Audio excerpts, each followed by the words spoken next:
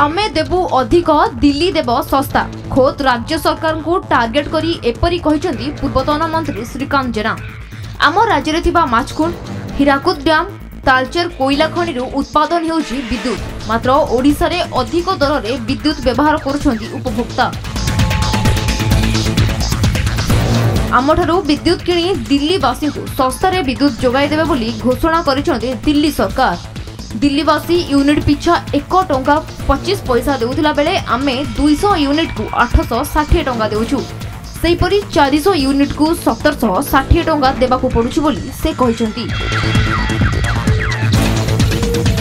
दिल्लीर सरकार 200 यूनिट व्यवहार करिथिबा उपभोक्ता मानकू मागणा रे विद्युत जोगाई देबा सह 400 यूनिट व्यवहार करुथिबा उपभोक्ता माने 250 टंका रे विद्युत पाई पारिबे बोली घोषणा करिसेंती। श्रीकांत को कहवा अनुसार ओडिशार विद्युत विभाग दुर्नीतिर एक गंथाघर।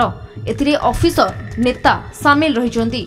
से आहुरी कहिसेंती राज्य सरकार को बारंबार अनुरोध करुथिले मध्य राज्य सरकार विद्युत बिल कम करूनाहांती। आगामी दिन में यह एक गुरुतर परिस्थिति सृष्टि करिबा बोली से चेतावनी दैछंती।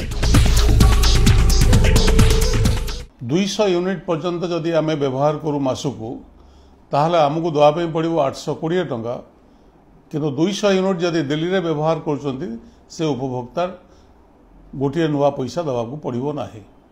जदि आम 400 यूनिट व्यवहार करछु ओडिशा रे ताहले आमको 1960 टंका दवा पड़ुछि। दिल्ली रे 400 यूनिट व्यवहार कले मात्र 250 टंका दवा पड़ुछि। एवं सही हिसाब रे स्लैब बढ़िले भी दिल्ली रो दाम से आमठू अधारू आहुरी कम। ए संपर्क रे मु बार बार मुख्यमंत्री नवीन पट्टनायक को चिठी लिखी कही भी जे ओडिशा रे आमे उत्पादन करछु बिजुली आमर उत्पादन खर्च होछि कम।